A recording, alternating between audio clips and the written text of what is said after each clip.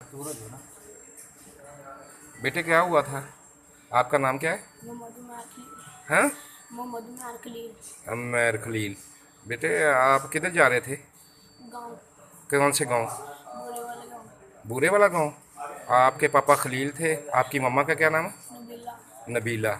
और कौन था? पापा का दोस्त। क्या नाम उसका? उसको सारे मौलवी मौलवी कहते हैं। मौलवी मौलवी कहते हैं। आपकी बहन कौन थी, बड़ी थी?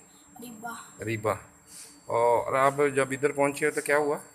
और मैंने क्या आया था, डाला उन लोगों में फ्रेंकी। पापा ने कहा पैसे ले लो, मैं माफ़ कर दो, फायरिंग ना करो। मैंने बाल सुने लो, मैंने फायरिंग किया बस। हम्म। वो तो फायरिंग करते रहे। फिर बाद में हम बच गए, जो भी मर गए उनको गाड़ी में रख दिया। हमें उठा के वो पहले पता नहीं कहाँ ले गए, फिर वापस ला के पेट्रोल पंप के आ गए ना, हमें छोड़ के चले गए। फिर वो सारे आदमी आके हमें देख देख के कह, एक आदमी ना, वो आदमी कहता मैं आपके घर छोड़ने लगा। उन्हें भी बाइक पे बढ़ाया तो पीछे से ये उठा के फिर ले आए, फिर ये यहाँ हॉस्पिटल ले आए। चलो अल्लाह ताला रहमत फरमाएगा।